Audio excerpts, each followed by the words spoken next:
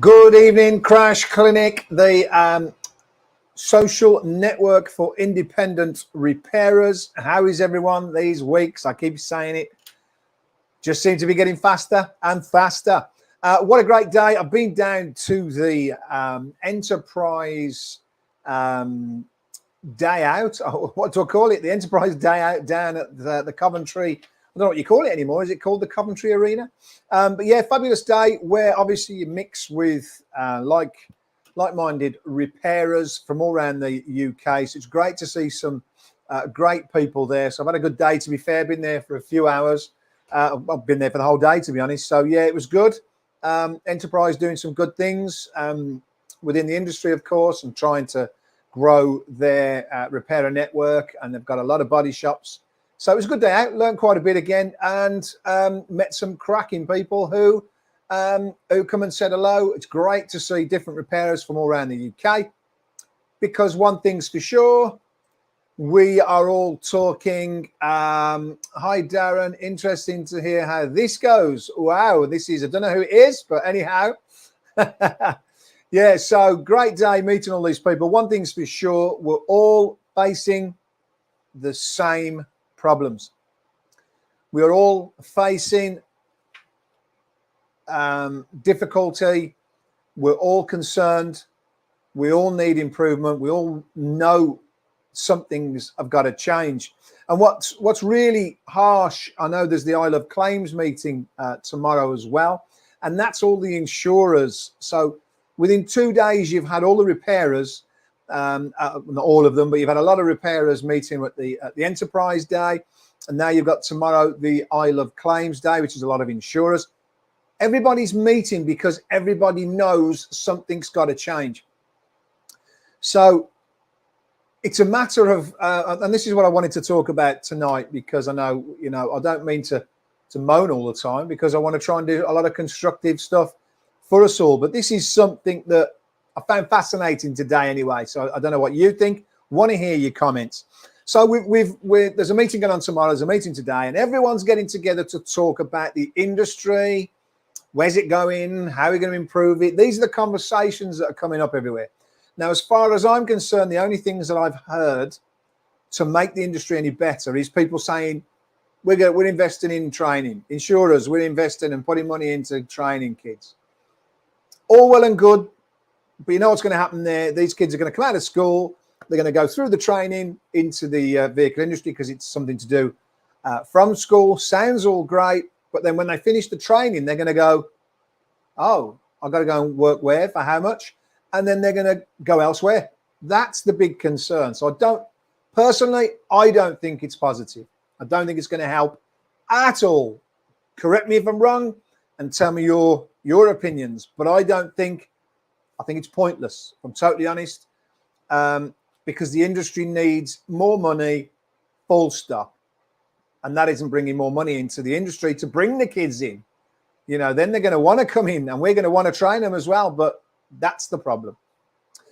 So obviously, in the height of all this, there is the ABP have been, we all know that this has been coming, by the way. I've said for a few weeks that the ABP were putting together a guide for retail charges.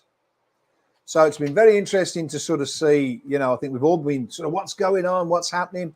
So this was brought forward by the ABP, which was great. Of course, they wanted to get it out as soon as they could.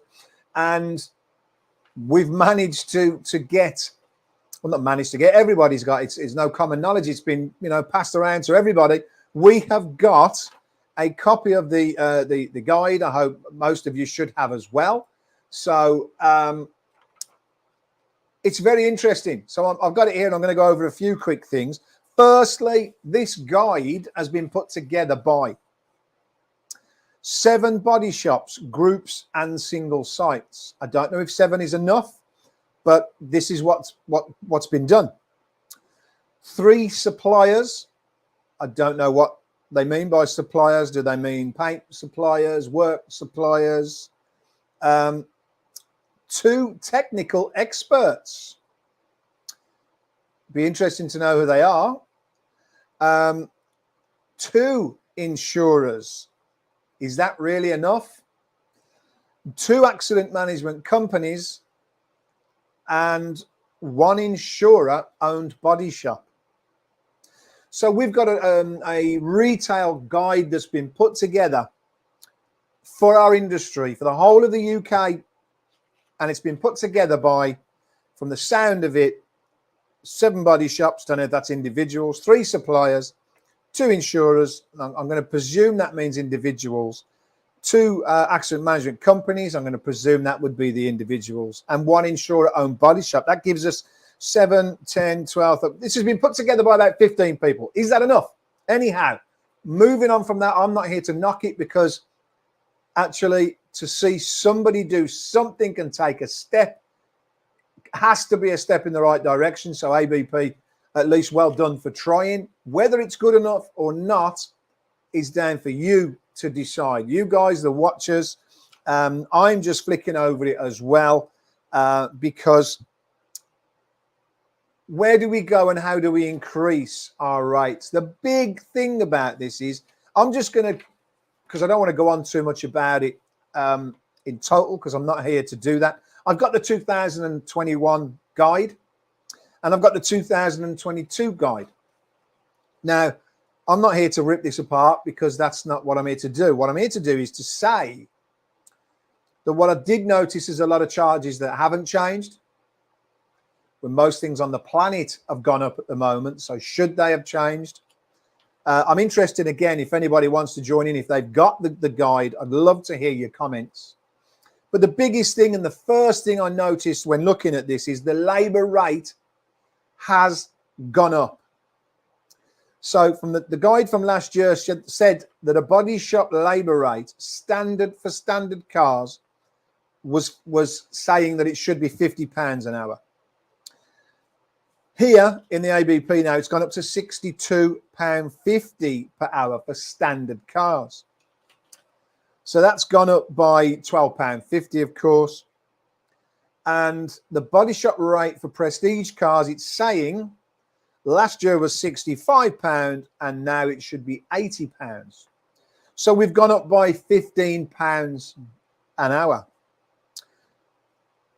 It has to be a good thing, of course. And, you know, we're talking about the labour rate. Anything more than what we're getting has to be a good thing. But the problem is, that's the only thing I'm going to really touch on from this, because I'm not here to sort of slate it, not here to, when someone's trying to do something positive in our industry, it's a huge step anyway, because no one else has done anything so far in our industry. So that's quite a big leap. I looked at myself and I thought, wow, you know what? Let's be honest. If you were getting £62.50 an hour for repairing vehicles, it's probably more realistic to what we should be getting. £80 for prestige. Now, this, I'm not going to go through the rest of it, because yes, there's increases in there, of course. There's, you know, separate things for us to discuss, you know, like your charges of airbag resetting and all that kind of stuff. Because at the end of the day, this is great. It's lovely to see, but it means absolutely nothing if it's just stuck on this piece of paper. Because let's face it, we are in a desperate situation as an industry. Everybody knows it. That's why there's a meeting today. There's a meeting tomorrow. The key thing, and this is brilliant, this has been brought forward. So it makes me think, brought forward for what? Because we need something to happen in the industry. So this has been brought forward. This is great if it's implemented somewhere today. Who's going to adopt it? Is anyone going to adopt it? How's this going to be implemented? Because it's great. I'm looking at it going, yep, I actually think £62.50 an hour and £80 an hour is more realistic. Should it be more? That's for another conversation. But this is a step in the right direction. But if it's only a step in the right direction if we implement it and if we use it somewhere. So it's, to me, it's just a bit of paper at the moment. So we've got a piece of paper that is probably saying some of the right things. But is anybody going to adopt it? Is anybody going to implement it? Is anybody going to say from tomorrow morning, hey guys, Look at us. We're fantastic insurers. We understand the problems in the industry. We've realized that just setting up a training school isn't going to fix anything. So we've decided to go with the ABP guide. Do you think that's going to happen? Adam Jackson, why is there lovely to have you on, by the way, buddy. Thanks for watching. Why is there a different rate for standard and prestige? Who decides what is a prestige vehicle? Badge, cost, new, and what? And why is the worth to repair considered to be different? Very good question again there, Adam, to be fair. It's just something people have done. I don't know. You could look at it. Is there any more of a skill set? Is there any specialist tools for having it?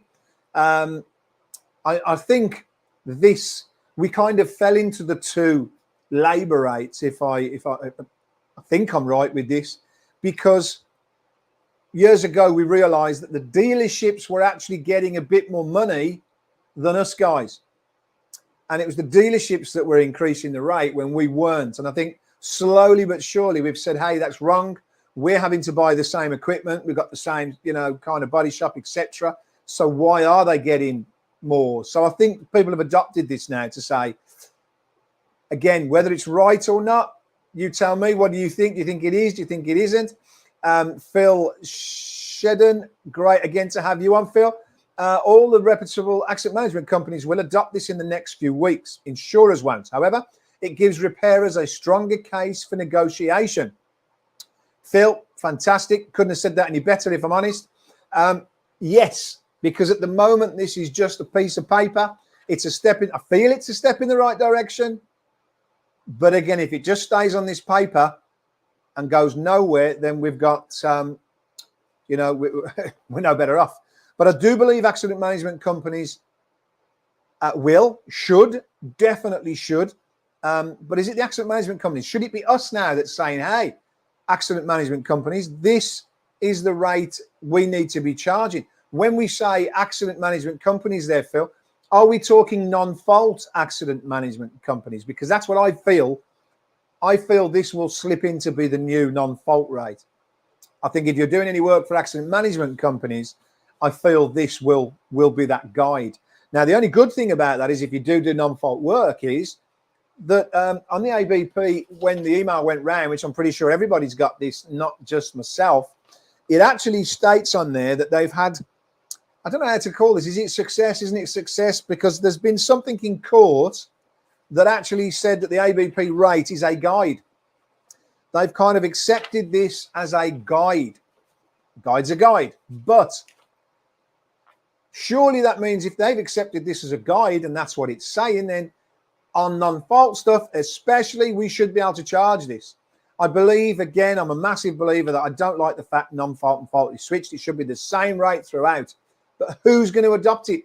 This is the key to it. But Phil, I do believe something will happen with non-fault companies in the next few weeks. The big key is we need something to happen on. Let's face it, all these accident management companies that are the £27.50s, they're dressing it up. Oh, yeah, this is £33.50, but then you're going to take 27% off. That drops it right back down to a terrible rate, and we can't keep working for those rates. This industry cannot.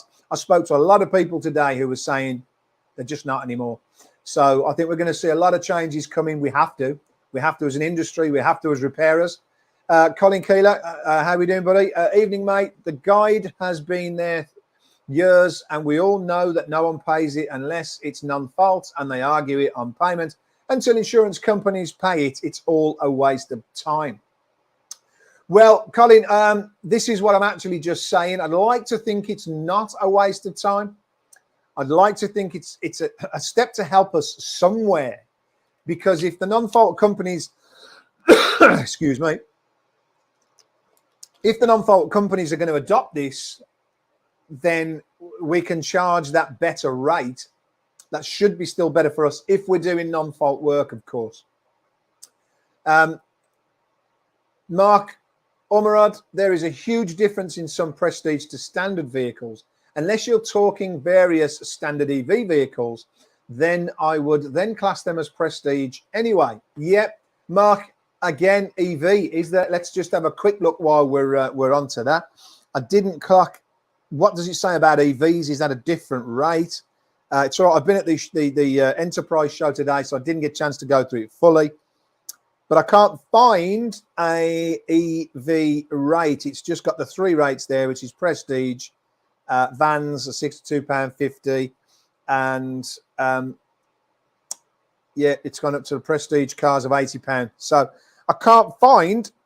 Should we have a separate rate for electric vehicles, or should there just be a lot of specialist charges within the Zone 99s? Because I'm just trying to see if I missed this EV, because EV cars are very big, and today we've learned that they reckon by 2035 they want everything to be electric.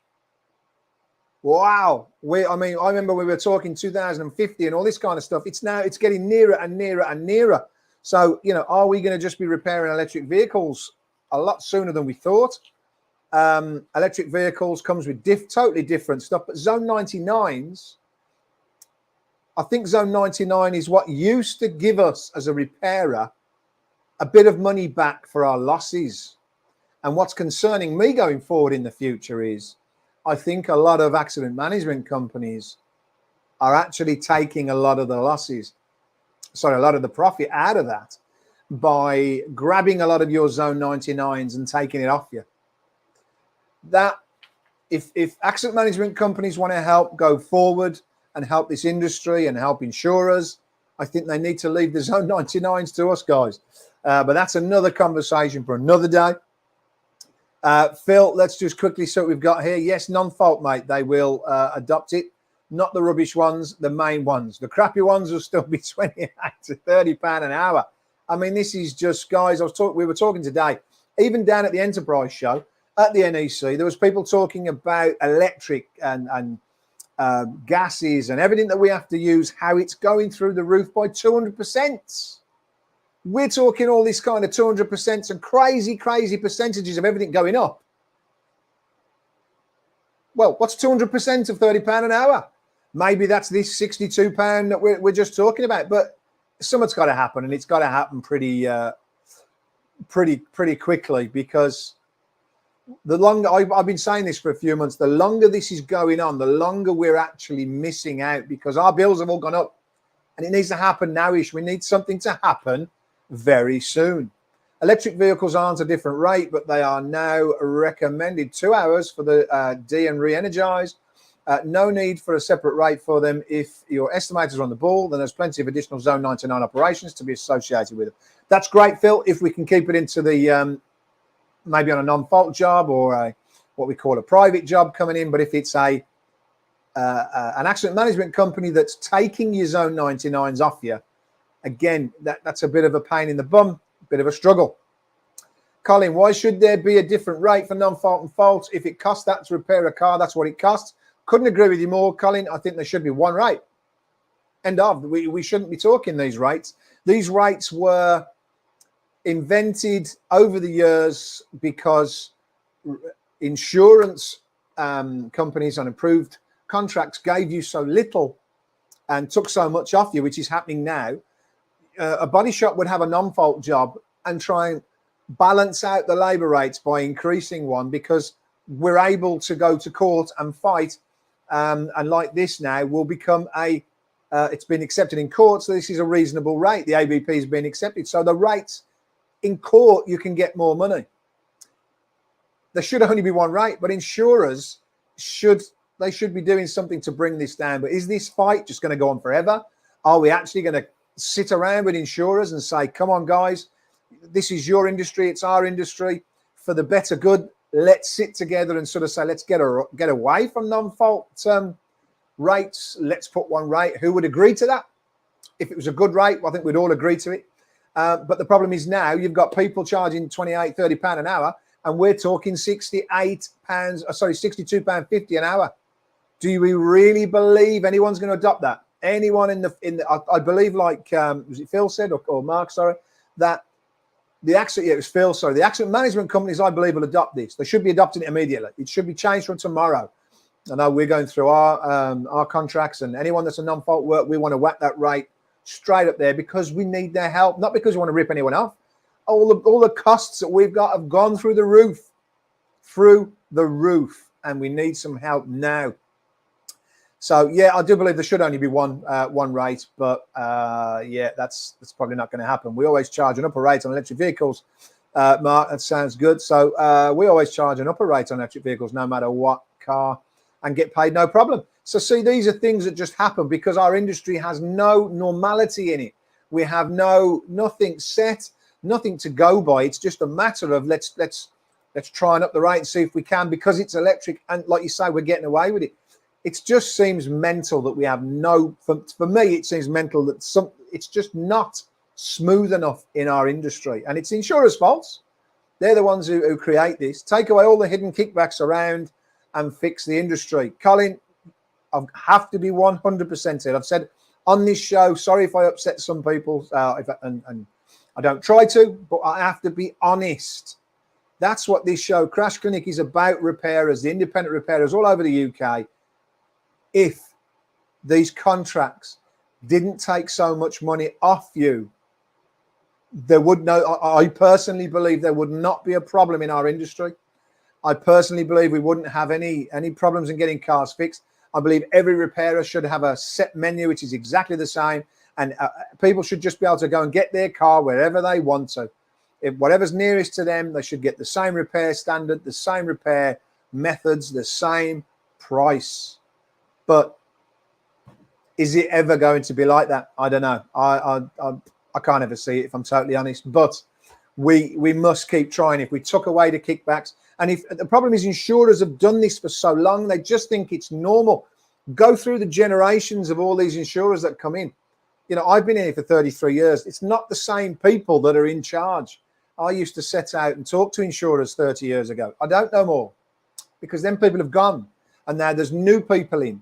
But I think for some reason this repairer problem gets passed down the line. Oh yeah, it's repairers. Yeah, we must take money off them. Don't pay them any more than that because we can. Doesn't work. Why do insurers not argue specialist invoices for mechanical specialist dealer charges? Adam, you know what? This is the kind of things that's infuriating. You get an insurer that will pay a specialist charge if you outsource it. And this has always done my head in. Yes, they'll pay it to them because that's a proper charge. Someone's charging to do that job. They'll pay it. If you want to charge it to the insurer, they don't want to pay it. Why? Why? It's the same job. It's the same thing, but this time you're doing it. It's because what I was just saying is down the line, the insurers are just used to saying, attack the repairer. We can get it off the repairer. And for years, they've been able to. To be fair, Mark Ormerod, the EV charge of 2 hours is irrelevant to certain brands.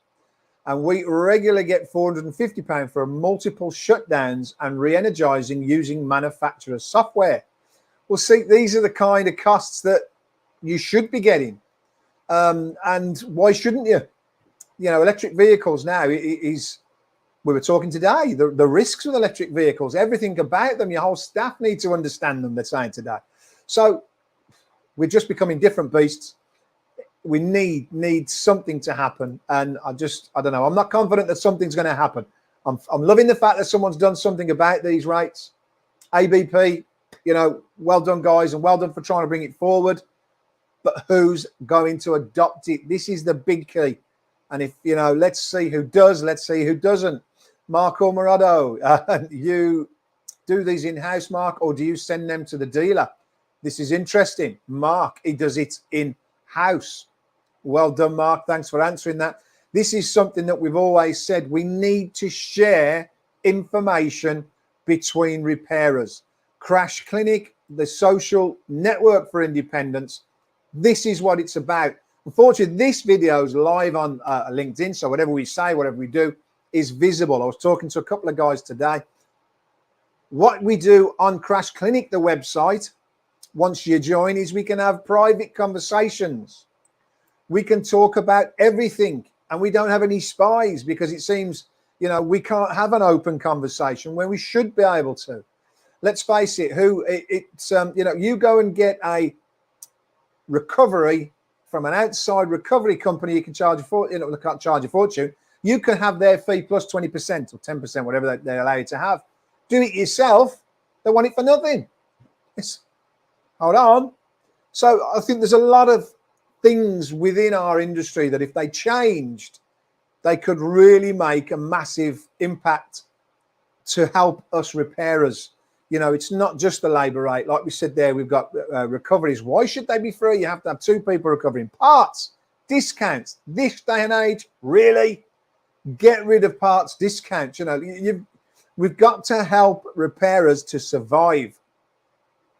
Mark Umrod, do you do this in-house? Yeah, Mark, let's have a look again. Phil, Mark Umrod, I'm trying this out on the next one. Usually I estimate for an hour for shutdown and an hour power up, depending on the vehicle. Obviously, a set fee may be the way to go. See, this is awesome. I really do help. This helps anybody else as well. I said it today. I said it to a few people.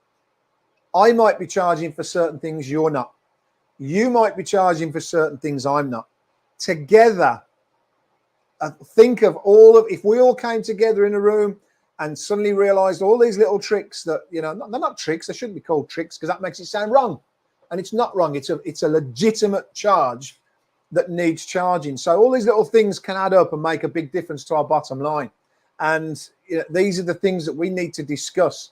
I am going to try and start to put the first one where we can all get together in a room and start having a chat, because Crash Clinic is all about us coming together, sharing information and trying to make a better network. And hopefully, if we can do that, share information, help each other to make more money and survive. And hopefully one day the insurers will join with us and say, right, guys, you're the independents in this country. How can we help? That's what they should be saying. I don't think it's going to happen. It's, you know, it's been really pleasing to see that, you know, ABP, bless them, they've tried. They have tried. They've brought us some rates forward. They've increased it. And I believe that I think everybody would be happy. I was going to say, put your hands up. There's nobody there. If you could get £62.50 an hour now for your labour rate, I think you'd be happy. And I think most of us would be happy. But I think all of us know, and this is the sad thing, we're not going to get it. I think we know we're not going to get it. Mark Ormer, I'm trying. Oh, sorry, I've just done that one, haven't I? Yet. And then we've got Terry Swan, my brother and partner, Adam Jackson. I've said this same point for years. It is, you know, it's just not going to happen, is it? This is the sad part. I personally believe, trying to look at all this, and I want to hear from you guys all the time. Zone 99s, should these people be really stripping us of the Zone 99s? Should they, when we've got these charges that they're allowing us to, you know, charge externally, why are they stopping us from charging it? That it's as if they're still stuck in this old mentality from years ago when, you know, repairers were fed in the sheds with not much machinery, and they used to pull cars with just dozers, and there wasn't jigs and all this. And, you know, they were, let's face it, they weren't repaired beautifully back then. So they just sort of bullied everybody. But now we're totally different, and that insurers haven't moved on with the process. That's what's happened. And they need to get rid of this horrible old vein of thought that the repairers need to be cut down and not, you know, not looked after. Because if they were giving out, if an insurer wants to use an intermediary and a management company, they should be stipulating what they can and can't do to us. Because at the end of the day, we are their customer, still looking after their customer, giving a service, and they should want us to give a great service. That's what they should want from us. Let's have a quick look, Mark. I'm not talking Toyota shutdowns. I'm talking higher end shutdowns that you can only shut down using diagnostic equipment. So please don't think we charge it on all manufacturers. It's about product knowledge and manufacturer diagnostic equipment. Definitely right there, Mark, as well. We were just having this chat again today. There is a company out there at the moment. Big apologies, I've forgotten the name. We're in test with them at the moment, where they're going to do it.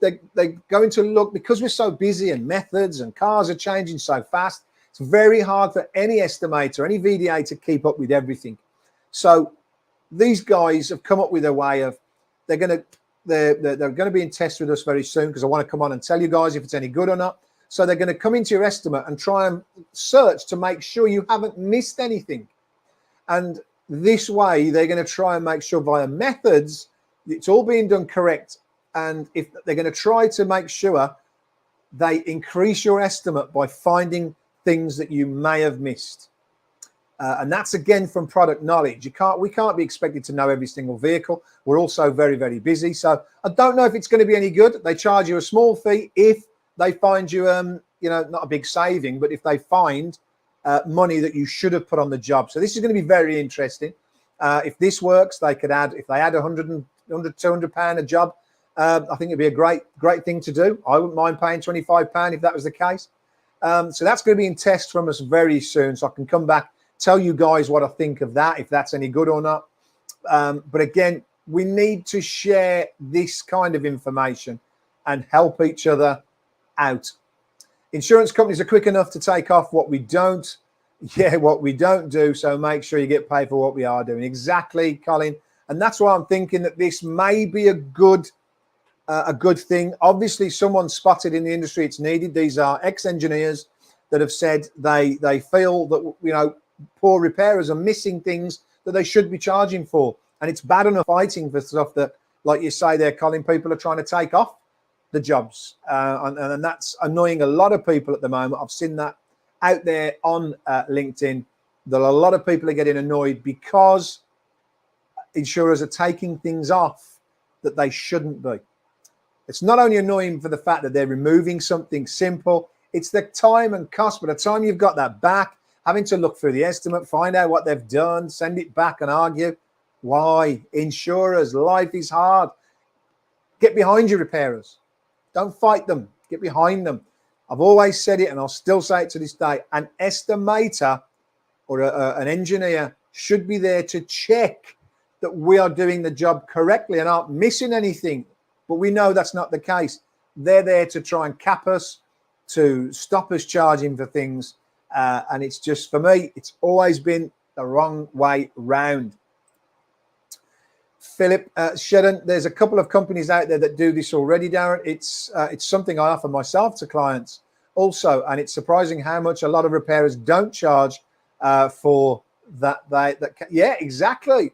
Phil, got to be honest, I thought you was a body shop, maybe not 100%, but you do it yourself. It's definitely got to be done. There is a couple of companies out there, Phil, and they're the ones that are actually doing a test for me, because I want to come back and tell people if this is any good. Because yes, it's very hard to make sure we're charging for everything. But if anybody is missing anything, we need to be charging for it, so it's worth it. It's no fee, no find, no fee. So they go into your estimate, and if they don't find anything, you don't get charged. And I think that's a great thing to I had to sort of take it in at first, but we're going to let them have a go to see how it goes. So we'll soon find out. Adam Jackson, engineers or loss adjusters? Yeah, I think you've hit the nail on the head there, my mate. It's definitely, they shouldn't be. I've always said that. There seems to be a lot of mistrust with repairers. But where does the mistrust come from? The mistrust comes because they know they are cutting body shops so fine.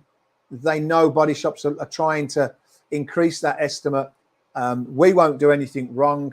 That's why I'm going to go this route. All we want to do is be paid for what we've done, which I know nearly everybody out there wants to do. And it's heartbreaking that we can't get that. So tonight, guys and girls, thanks again for joining in. It was all about the ABP. The ABP, thanks, guys. Thanks for trying to bring it forward. Thanks for trying to do something positive in our industry. Hopefully this might even just make some insurers stand up. At least the non-fault route will increase probably from today, probably from tomorrow, like I think it was Phil said earlier. So, yes, at least there is an increase there. It's something to talk about. Let's hope it pokes a few fires and stokes a few conversations that we can, that might help. At least something's been done, guys. I wish it was a little bit more positive. I wish I had even better news for you all, but I think we all know the industry we're in. Who's going to adopt it first? Which fault insurers or companies are going to come back and say, we're going to allow this? I don't think any fault insurer is going to come back and do this. I think we're all going to be arguing, but there is something that is, I think, is very positive here. If the courts, and I'm going to leave you with this, if the courts are accepting that this is an accepted rate, then what would happen, because obviously customers have the right to choose a repairer, what would happen if a job was to continue, and it might even be worth doing, it would be great fun, if a job was done at £62.50 an hour, and then it was challenged by the individual after, for instance, having to issue court proceedings to recover their money back from an insurer, I wonder if they'd get it. Because now they're accepting it in law that this is a rate. A bit of a mess, but I'm just saying, I wonder if they'd actually get it. And I don't know if anyone would actually take that to task. I did something very similar to that many, many moons ago in the olden days, but I feel we're going into them horrible times where things are really tough. Guys, don't forget, Crash Clinic is all about us guys talking, networking. We've learned some stuff there. I think it was from Mark Ormerod. Fantastic. Phil said he's going to try adapt a few things there. That's what this is about. If we can all learn and adapt a few things each week and try and get better, try and get stronger, we all need to. So again, please go along and join the social network. It is its own website, and the more of us that join, the site will get better. I'm having to man it all on my own at the moment, struggling for time. I'd like to get a young lad to help me with it so we can keep that. It's also for information, technologies, things that are out there, not just for moaning at claims and what's going on in the industry, but a way for us to communicate, come together and get stronger. Phil, Paul, nice to have you on, buddy. Paul Corcoran, Corcoran, APA, getting up to 70 in most claims in return on investments. Whoa, getting up to 70. Is this labour rate, Paul? Is this labour rate? Very interested to see that, or have I just mistaken that? Big sorry, matey, because I talk quite fast and I roll it on, and then I don't know where I am. But anyway, guys and girls, really appreciate you. Every Tuesday we're here at 7 o'clock just to discuss something about the industry. And if anyone has anything they want to bring up, I had a chat with a guy today who, and this really pleased me. He said he saw one of the series a while back, and this was only today. So he said, I watched one of them a while back. He said, I realized that it's just happened to him where he's had the same thing. He's had the excess doubled. And he said, we've just had the same problem. Can I have a copy of your letter? Of course you can have a copy of the letter. So we've had the problem where we sent a letter off, very technical, telling all the bits, asked the customer to send the letter off to the insurer, and they gave her back, or sorry, they cancelled the doubling of the excess. We've got a great letter for you to be able to send out there. So anybody wants that letter, get in touch and I'll send you a copy of that. So if anyone's trying that doubling the excess trick, trying to pinch work from you, I've got a letter that you can send out to the insurer that should stop that and go in favour of your customer and stop them from doing it to you. Another naughty, horrible trick. Oh, in the Republic of Ireland. Wow. Well, Paul, you've just joined in at the end. Big apologies. We'll see you next week. Again, it's all about the ABP. Let's see by next week what happens. Will anything have happened? Will anybody have adopted anything at all? Because it's great to see something positive happening, only if it goes into practice. Stuck on this piece of paper isn't going to help anyone. It needs to be implemented somewhere for us to get a benefit. So fingers crossed, guys. Well done, ABP. Anybody, if you find any information out where someone has adapted any of this or is implementing it, anyone's doing anything positive in this industry, they need shouting out, because we all need to know as well if there's any good guys out there. Let's just imagine tomorrow one insurer adopts this, and wow, wouldn't that be awesome? Don't think it's going to happen. Don't want to get you too excited, but let me know.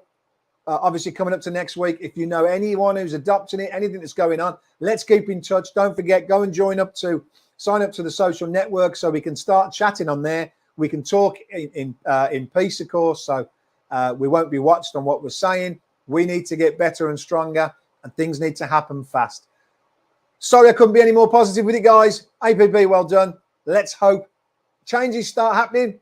Have a great weekend or week, and we'll see you next Tuesday. Take care, gang. Thanks a lot for your time.